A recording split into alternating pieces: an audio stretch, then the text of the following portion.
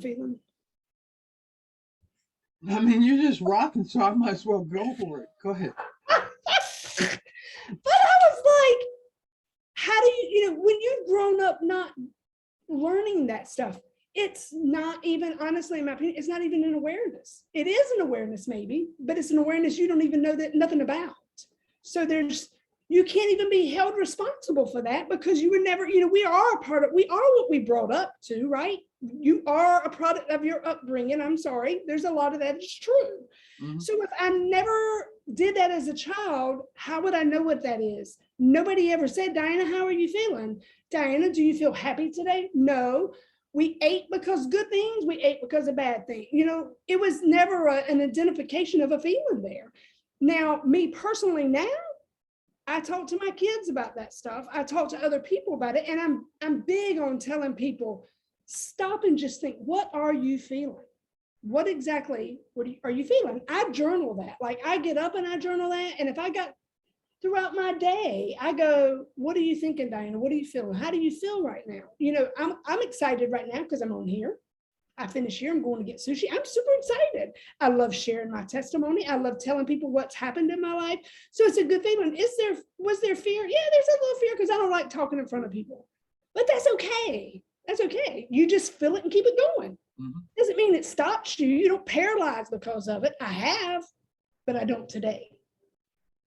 So we did something special, folks. We were just talking, and the conversation was rocking and rolling. Actually, you missed so much, but oh well, that's how it goes. This is actually part 3 of my conversation with Ms. Diana Flowe, and she had talked to us the first 2 segments. One was the first one, she was talking about her life story and how she actually got into addiction. And then the second part of the story, she was talking about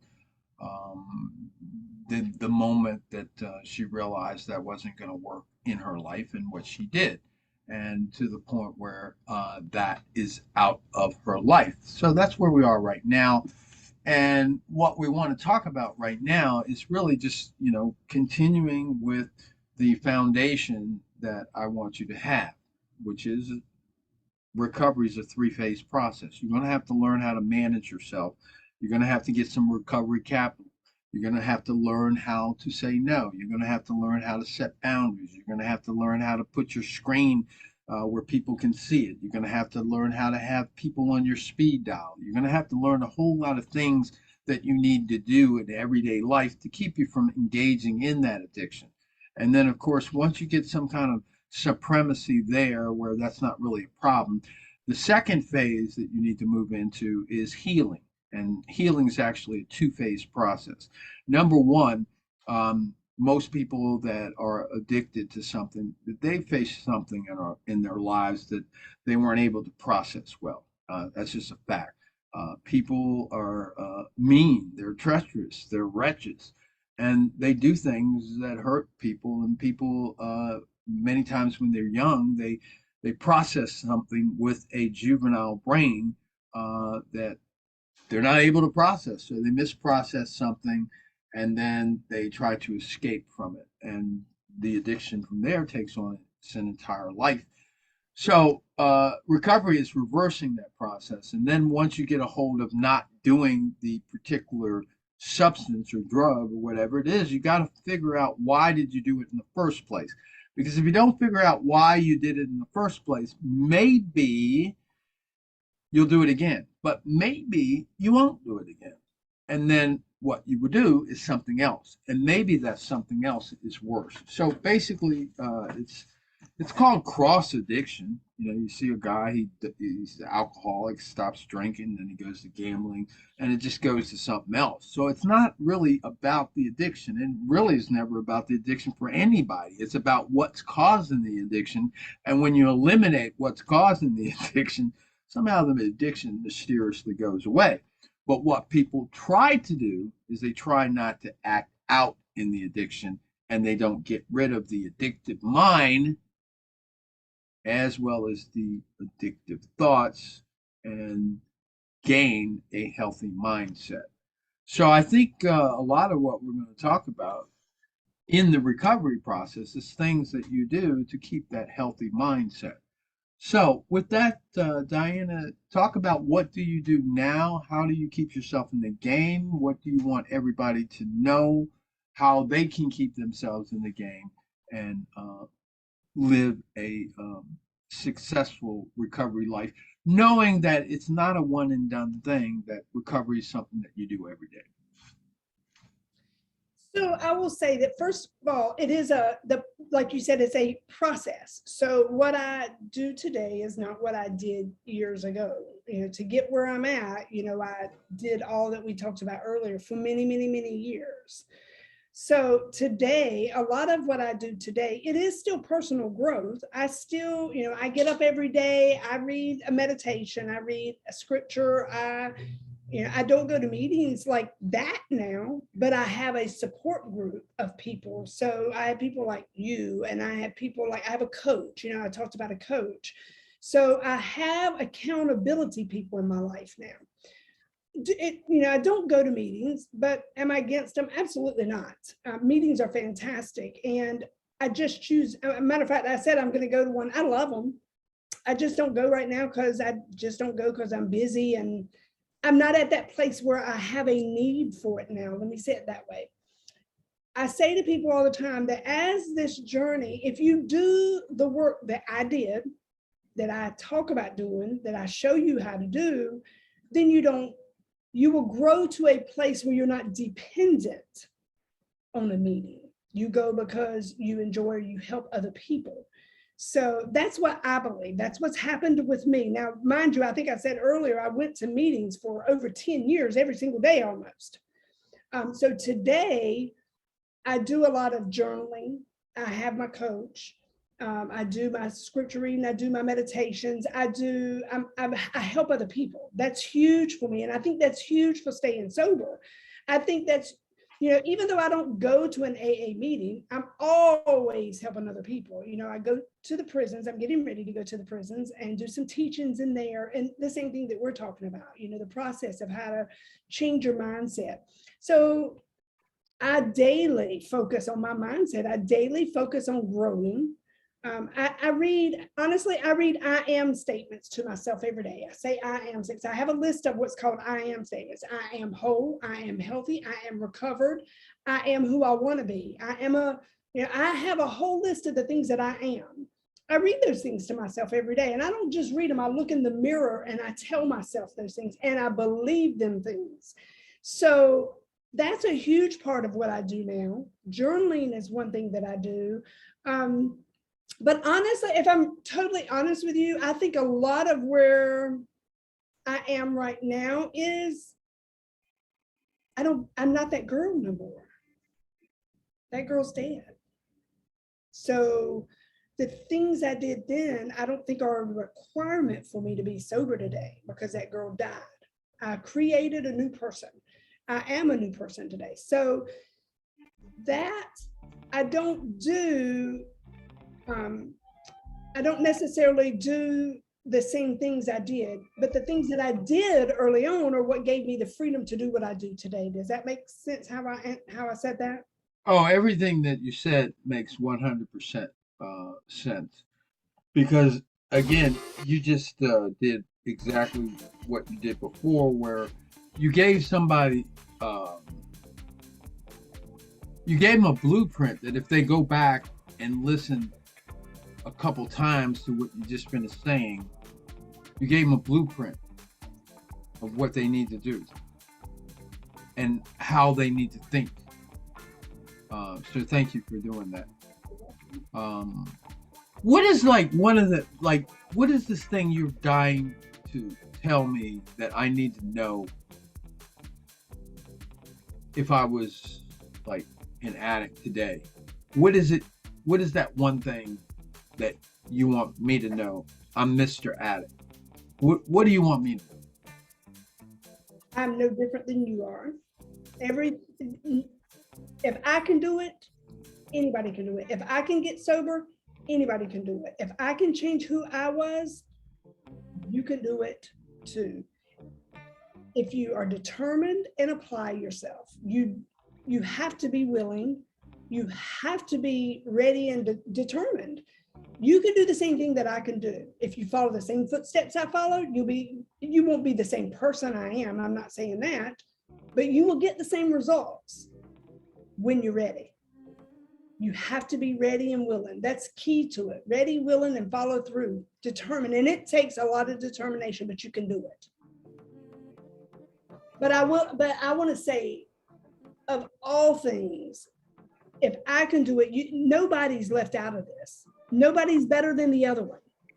I'm not special, and I get something that you don't get. I can't do anything that you can't do. So if I can go the same road that I went and got what I have right now, anybody else can do it. So, I mean, life dishes situations. So how do you handle situations like parties, family gatherings where there's alcohol that would be served? What's your particular strategy for dealing with stuff like that? So first of all, what I do today is different than what I did in the day. So back in the day, what I did was I didn't go to very many. And if I did go, I went with a plan. I told my sponsor where I was going. Now, if I was going out to eat, that was a little different. You know, I didn't sit right at the bar, but I didn't go to parties and stuff early on. It was a long time before I went to anything like that. Now, today when I go, first of all, I pray before I go in there. That's number one. Mm-hmm. And I ask God to continuously show me who I am now. And that the old person is not connected to me at all. And so when I go in there, if I start feeling any kind of uncomfortable, and I tell people, first of all, when I'm in there, I'm not ashamed to tell people I'm a recovered addict. And a lot of times, like the last thing that I went to, this lady says to me, we were going out to eat, and they were all drinking. And she says to me, wait a minute, Diana, I remember what you told me. She said, does it bother you if we're drinking? And she said, I want to respect you. And most people will want to respect you. Mm-hmm. And I told her, no, you know what? If I have a problem, I'll get up and leave. But I don't have a problem. But I can appreciate that. So I verbalize it to people. So when I have told you that I have a problem, what's it going to look like if I take a drink now? I'm not going to pick up a drink. But that's not really an issue with me now. So if there is somewhere I assess my situation. So if I'm going to feel uncomfortable, I'm not going to go start with. The places that I put myself are people that support me. I don't go in places that people don't support me. If you were the type person that was going to offer me alcohol and encourage me to drink, then I'm not going to go with you. I'm only going to go with people that were on my side. So when I go, if I'm going to go somewhere, if I start feeling some kind of way, I'm going to excuse myself, number one, and go to the bathroom and say a prayer. But honestly, I don't really have a lot of those issues now because I have formed that foundation. And the foundation with my mindset is that girl's dead. Honestly, I've not craved anything in years. It's been, I don't even know, probably 6 months out since I've craved anything. And so, but I also know that if I was to take a drink, I would be that old girl could come back to life. Mm-hmm. I do know that, even though I say she's dead, and she is. You can resurrect her. You're daggone right, she can resurrect. And you know what? But I don't fondle on that, but I also don't invite her. So she stays buried. So I take care of me constantly, and I let people know where I'm at. If somebody offers me a drink, I typically just say no, thank you. But if they keep on it, and if they persist and they don't know who I am, I tell them, no, I have an allergy to alcohol. Very good. But honestly, I don't go to very many parties or anything. I typically hang with people that are my support. Mm-hmm. You know, one of the things that I know you're aware of it, but one of the things that resonated as you were talking was that you take total responsibility for your recovery. It is not about what anybody or anything or any situation does. You are totally in responsibility not control necessary, but you totally in responsibility. And one of the things I did want to touch on is something you can tell me how it relates to you. You kind of alluded to it a couple of times, but I guess it's some hope for addicts because, like, in the front, there's a lot of work. And an example is, like, for me, I don't touch my phone for an hour. That's my rule. When I wake up, it's an hour rule, period. I don't touch it. I do have, and I encourage people to do it. I do have, again, it's my program, so I'm taking it, I own this, right? So I don't have to follow it by the, this is not some law that the government's overseeing or something like that. So there's certain days I get direct deposit. So, you think I'm going to wait an hour, when I can get my dopamine hit and get some positive vibe? No, it's my phone. So I give myself an exception for that. But that's pretty much all I use my phone for. Well, the point that I wanted to make was, at first it was hard not to use the phone. But now it's not hard. And now, if I want to check that occasional, and I'm not playing games with the word occasional, again, it's my phone. If I want to check that occasional email for a purpose 2 minutes after I get up, I do it because that's not an issue for me. So what I want you to do is talk about how your life changes, and you can lift some of the controls off of yourself when you're more healthy. So that you're exactly right. And so early on, the work is tough. It's hard work. It's intense work. It's, going to AA meetings or whatever your meetings, or having your support group, or calling your sponsor, or going through a coach, constantly talking to a coach, constantly doing work. Not that you don't always do work. You're always doing work if you want to grow. But the bulk of the hardest part of the work from my experience was probably, I'd say, the first 8 years, to be honest, maybe even 10, depending, on how much you do, how willing are you? How into it are you? Like, I poured myself into this. My life, I felt like, I know my life depended on this. So I gave it like my life depended on. You hear people say, treat your recovery like you treated your addiction, right? I was hunting drugs. It didn't matter what time of day it was. So you know what? I did the same thing with my recovery. People talk pure trash about me. So once you do that, as you grow personally, you got to be growing. You can't just go to meetings. I don't mean just show up at a meeting. I mean changing who you are. As you do that, when you as the years grow, like now, my life is not revolved around addiction. I don't think about drugs. I don't think about doing anything in an addictive behavior, but it's been that foundation. It's that early hard work that you do. Once you do that, then you can live a life that's a little more flexible. And every 12-step program that I'm aware of came from the 12 steps of AA. Yeah. So in the big book, if you've ever read anything in the big book, it says that AA was created to get you back into the mainstream of life, right? Mm-hmm. So that's my thing. Some people fail to do that. But if you do all the work that I'm talking about, that we've been on here talking about, you will get back into the mainstream of life. And in the mainstream of life, do you think everybody out here walks around thinking about doing drugs or drinking or sex or porn? No. So you will have that freedom too. And I did a TikTok the other day because I'm a TikTok girl.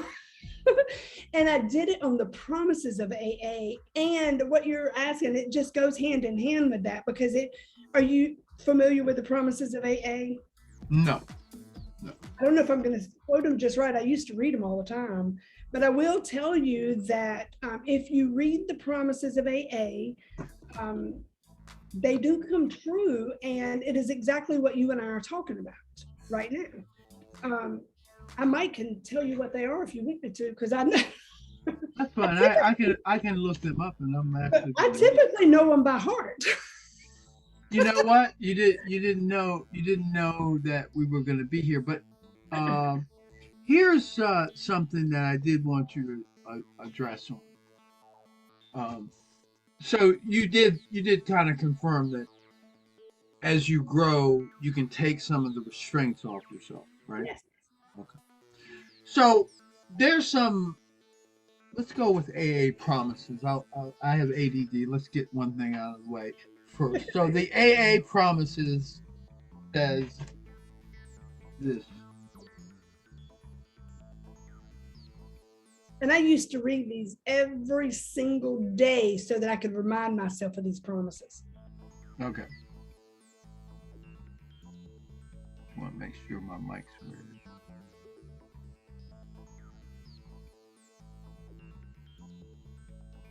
The AA promise. Something not like. Oh, there we go.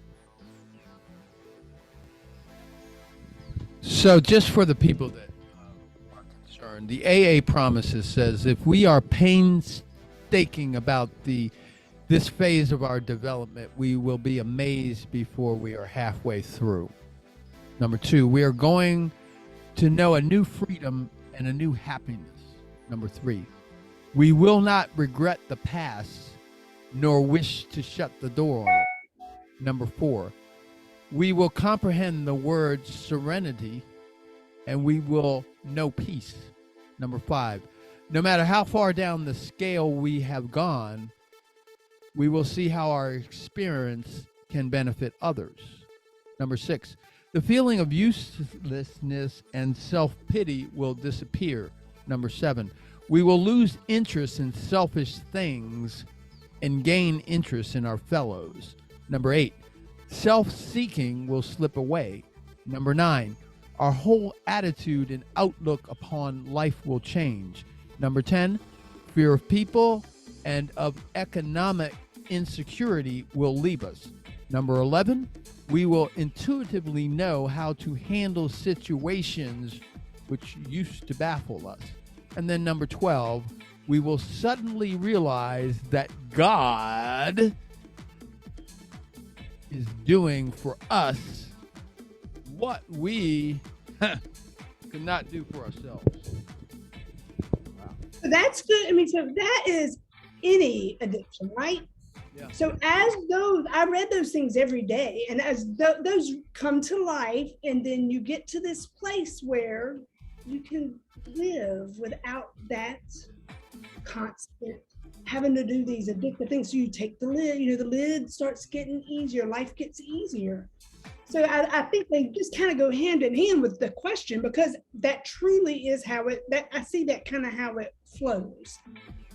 Now, there's one question, and actually having, I like the spontaneity of this, so, I didn't ask you questions before. But this particular question, before you kind of answered it in a different way, troubled me. And it was, because I'm not an AA kind of guy, right? But I'm not going to poo-poo AA. I got issues with certain things, but by and large, if you don't have anything, AA is better than anything else. AA works 18% of the time if you work it. So I'm not going to get in the way, but I do have certain concerns, and so I'm going to ask you, what are your concerns? So I wouldn't say I have any concerns, because things that concern you, not that the program's unsound, but things that make you think a little bit. Well, AA is part of what got me sober. Right. So no, I want really what I want you to talk about is really the liabilities, and that's really what bothers me about AA, and what bothers me about people in AA, and yeah, that's what I want to, because the liabilities to me is sometimes the you become the 5 people that you spend the most time with. And then if you spend the most time with people that are faking recovery, it's gonna burn you. If you're fortunate to spend 5, have 5 people that are totally committed, that's a good thing. So let's start by saying there's always concerns. So my concerns kept me drunk for a long time. Mm-hmm. Because I went into AA and I saw, people were faking it. I saw those concerns. So what I have to say is I have concerns, yes, but they're not really concerns anymore, because here's the bottom line. AA is there for a purpose. And if you use it for the purpose, it's beneficial. So everybody's journey is different. My problem with AA is, and it's not even a concern, it's a problem, because it's all people related. If people go into AA or 12-step program, I'm just gonna say 12, because it's not just AA. No, it's not. But let's be real, it's church too. Okay. Mm-hmm. So you go in there and they make it, it becomes almost like a cult, because depending on the Is that like Almost Pregnant? Yeah. Yeah, well, here's what you either are or you aren't. That was what I was saying. But the reason I say that though is because people come in there and they get sober. Mm-hmm. If you look at, it's not AA that I have the problem with, because if you know anything about AA was set up to be a benefit to people, to come in and to change your life, to transform your life. But what happens is the people come in and they get sober and they don't want to do the work, right? Mm-hmm. You want to get right here and do the work. Don't get a sponsor, or the sponsor's this or the sponsor's that, or they say get a sponsor with what you have that has what you want, right? That's what they say. People are not, they get a sponsor because they have what I want, because I still want to live the old lifestyle. You know what I'm saying? Oh, it's kind of like how you get friends. You buy mine, I buy yours. I mean, I get friends that enable me in my crap. I don't get friends that are going to challenge me and get up in my face and confront me and say, I don't appreciate my best friend showing up like that. So here's my thing. It's not AA that I have the issue with. It's not AA that I have the concerns with. It's the people that come into AA and do not apply AA like it was created to apply. AA is a fantastic tool that people abuse, because we can do it our way. Or I'll be honest with you, and this is probably going to step on some toes, and you may agree or disagree, I don't know. It's kind of like, in my eyes, do you think it matters whether I agree with you or not? Okay. No, because I don't get we still have our own thing. So people that go out here and they do, I think it's MAT, medication assistance. That's not recovery. Sorry.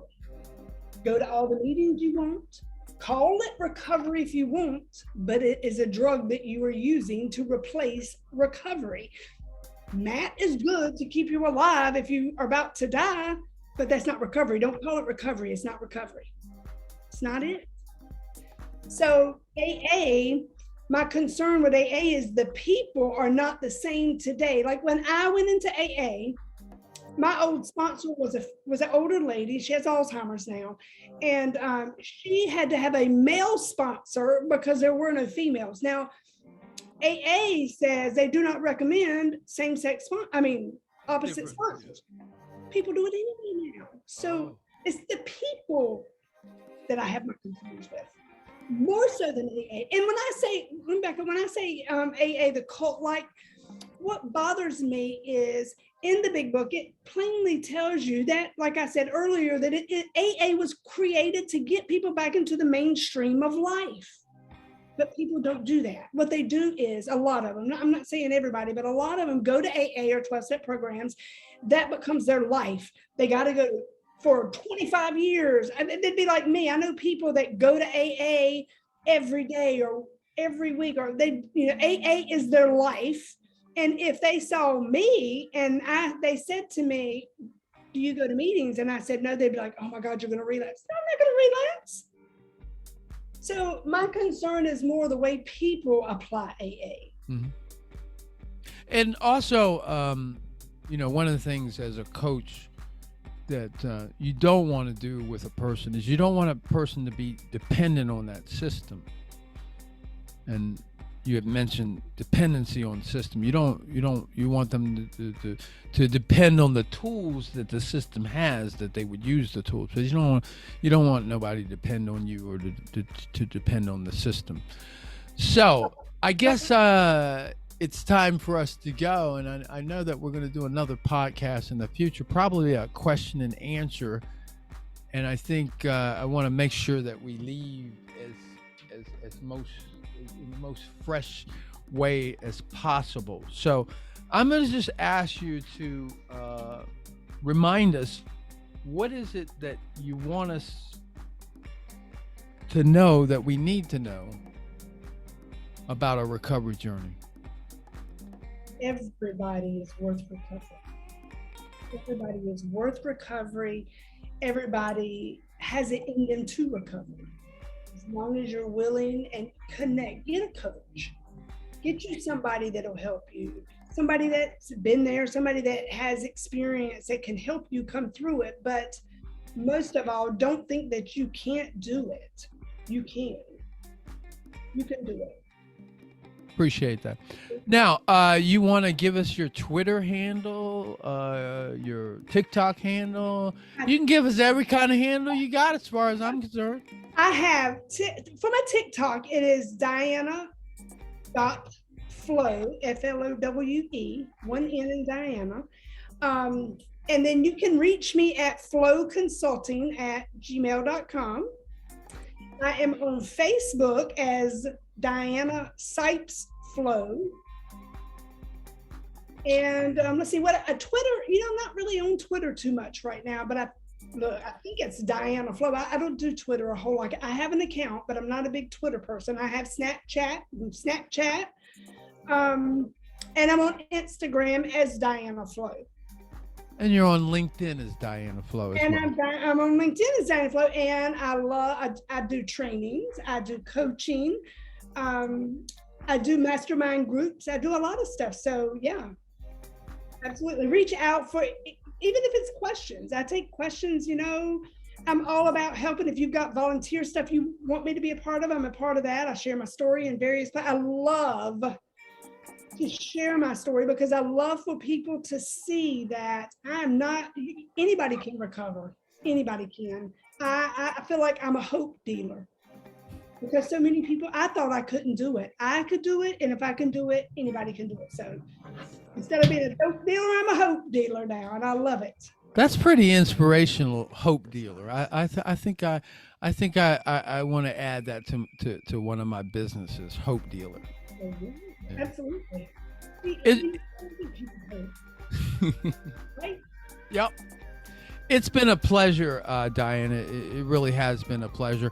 I told you we were going to cook up some magic. I mean, I knew it, when all that stuff started happening, the technology and this and that and the other, I knew it was going to happen. And I guess that would be, something I could leave with is that, some people, when things go wrong, they call it an omen, right? Oh, it's an omen. It's going to be bad. But, for me, when things go wrong, it's an omen. Oh yeah, they're gonna be good. And okay, so things happen in threes. Okay, yeah, let's get the 3 out of the way. Get them out of the way early so we can have some fun. That's what we did. The only thing we did, I forgot to put the music on this segment, but we'll live with it.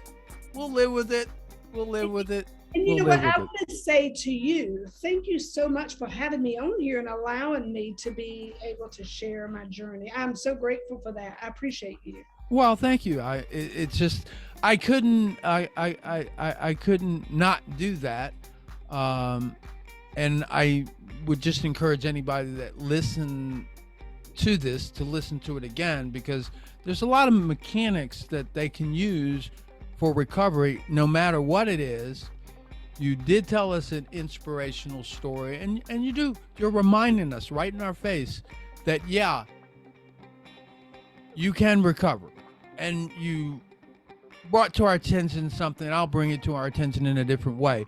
When you start this recovery journey, think of a blackboard. And when you start, think of a blackboard that you took a big dinner plate and you put on it. And that's how much of your life that the recovery process is. And it's that big. And eventually it becomes a dot. And in your life today, it's a dot that you continuously maintain. And what you're actually doing is you're growing a bigger dot called, how can I help people? Absolutely. So with that, congratulations. This may be the end. It's not the end. It's not the beginning of the end, but it's the end of the beginning. So thank you for that opportunity, Diana. It is my privilege and pleasure, and I hope to see you soon. And again, thank you. So everybody, that's Diana Flowe, and she is a recovery special person. There'll be some links in the podcast so that you can get in touch with Diana. With that said, we'll talk to you guys soon. As I always say, make each and every day of your life your living masterpiece, because you're worth it, you matter, and you're more than enough. God bless you. We'll see you next time. Thank you. Have a great one. You too.